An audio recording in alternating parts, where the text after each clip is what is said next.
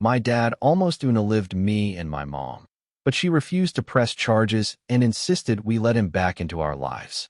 I listened to her, but then he did it again. I came home from college one day to find my father drunk, towering over my mother in the kitchen and raining down blows on her midsection. She had her arms wrapped around herself for protection, but he kept shoving them aside. I instantly dropped my bag, rushed over, and without thinking, slapped him on his temple. I then shoved him off of her and turned around to check if my mom was okay.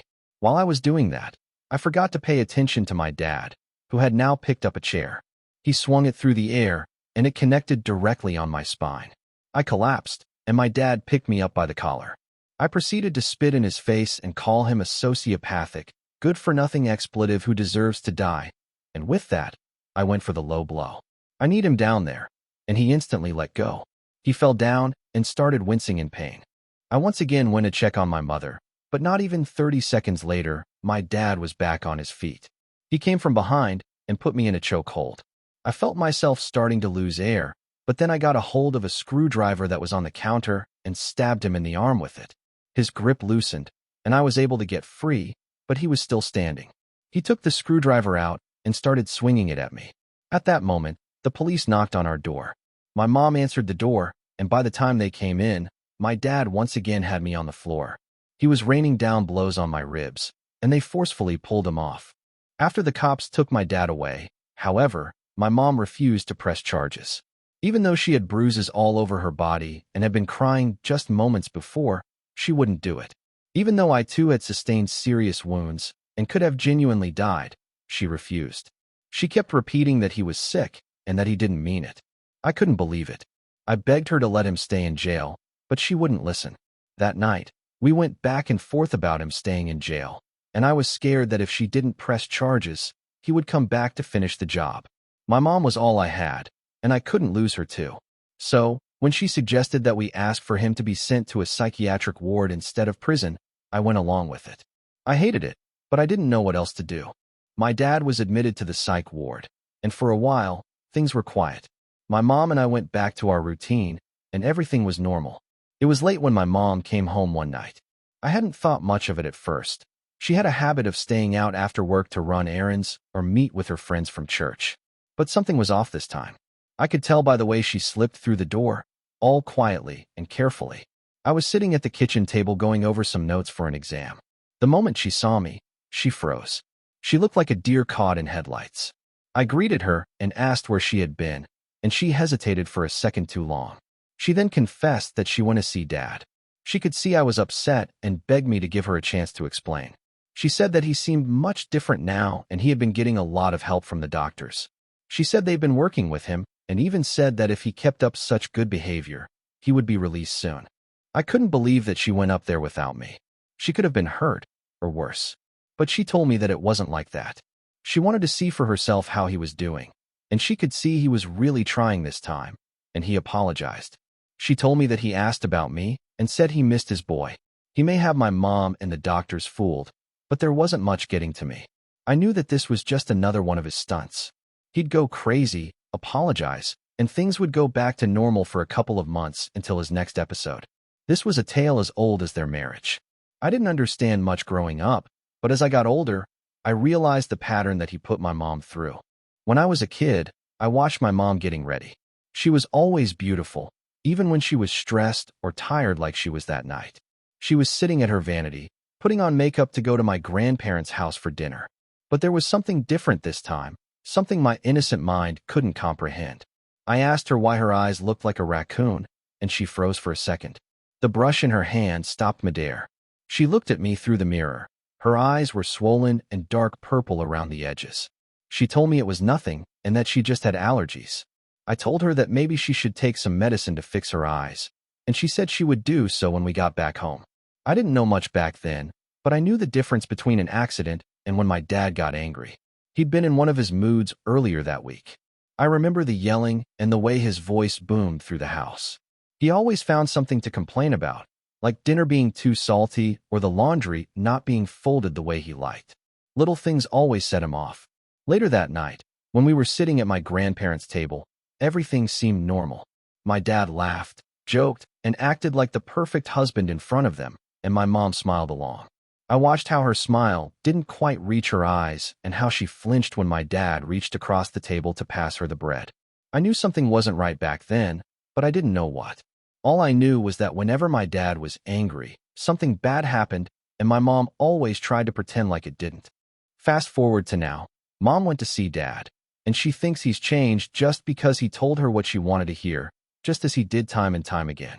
I told her that he was a psychopath and that he knew exactly what to say to make her believe him.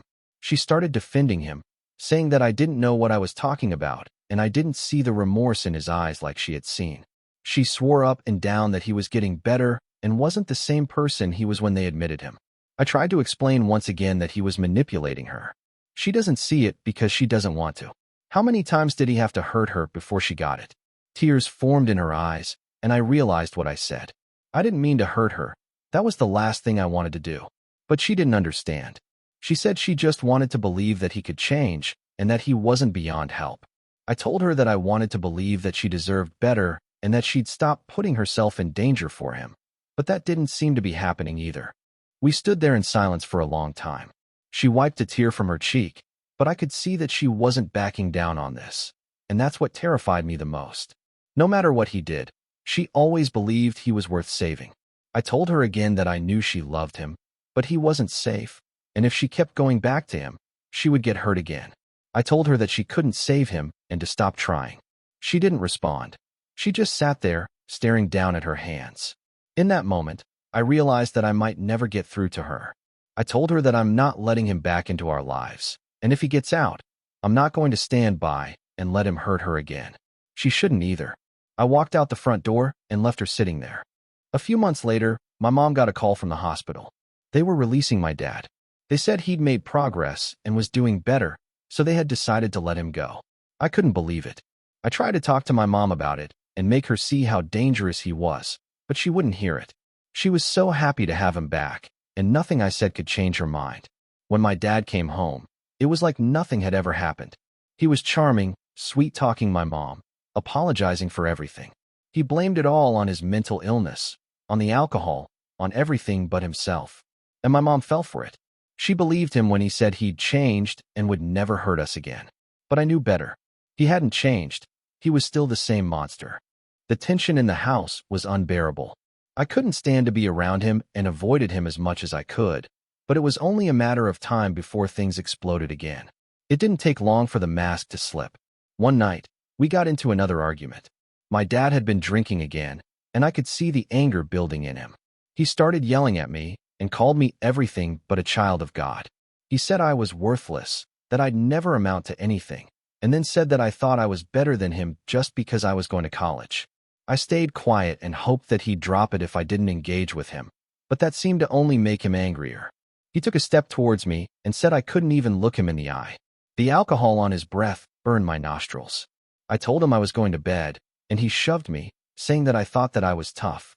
I started to walk to my room without a word when I felt something thick smack the back of my head. He had hit me with a beer bottle and charged at me. It was the same old routine, but this time, I didn't back down. My mom heard the commotion and ran to the living room. She tried to break us up, then he smacked her. She fell to the floor and held her face, silently screaming to herself. I looked over at her and felt rage rush throughout my body. I knocked my dad to the floor, and his drunken body couldn't get back up. He laid there gasping for air. After that, I called the police again. This time, I pressed charges. I wasn't going to let my mom talk me out of it. My dad was dangerous, and he needed to be locked up. The court process was long and painful. My dad tried to manipulate everyone, even the judge, but the evidence was clear. There was no hiding what he'd done. There were scratches and bruises all over my body, and I had to go to the hospital to get a few pieces of glass out of my head and stitches. My mother also had a bruise on her face from his slap. There was no coming back from this or fooling anyone this time. Our lawyer laid out the evidence methodically. Each charge, each incident of violence, and each police report over the years painted a clear picture. My dad wasn't just a man who'd had a bad moment. He was someone with a long, troubling past that was all right there in black and white. The judge, who had been somewhat passive until this point, leaned forward as she presented the history. Assault charges, domestic violence reports, and even a restraining order from a past relationship were documented. He had years of unchecked behavior. The judge took his time reviewing the criminal record and medical reports our lawyer submitted. The legal battle suddenly seemed much clearer with the long-standing history of violence and psychological instability laid out before him. The judge's perspective shifted. Our lawyer included testimonies. There were statements from neighbors who had witnessed the violence, medical records of my mom's injuries, and even my own hospital visits, which added another layer to the case. With his history of violence and the weight of the evidence, the judge ordered that my father be committed to a psychiatric facility indefinitely. That's when my dad realized there would be no more apologies, second chances, or manipulation. This time it was over. He broke down in the middle of the court. He pleaded for my mom to save him and looked to me for support. He begged the judge to take back his sentencing, and the police took him away in handcuffs. I was beyond relieved. I looked to my mom to hug her and celebrate, but instead of feeling relieved, my mom was devastated. She blamed me for everything. She said I'd ruined her life and that I'd taken away the man she loved. She couldn't see that I'd saved her, that I'd saved both of us. She said that she never wanted to see me again and screamed at me in the middle of the courtroom. The judge slammed his gavel down to regain order in the court.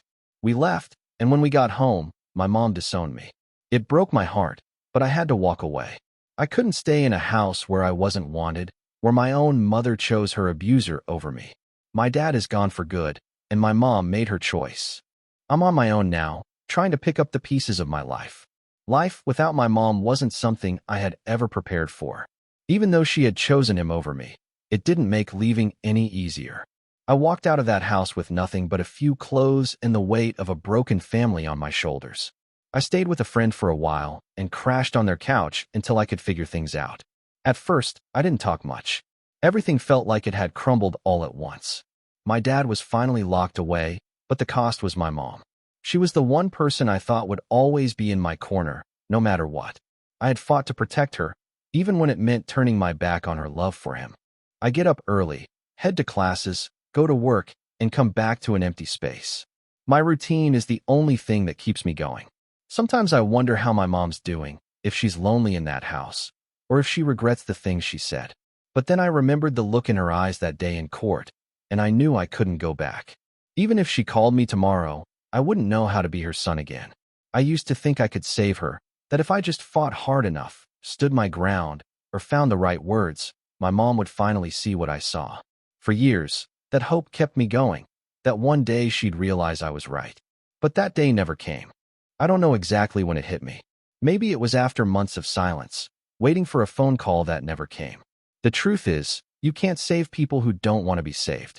I thought if I loved her enough and sacrificed enough of myself, I could pull her out of the mess she was in. But I was wrong. She didn't want to be saved, and there's nothing you can do about it. I don't hold it against her, not anymore.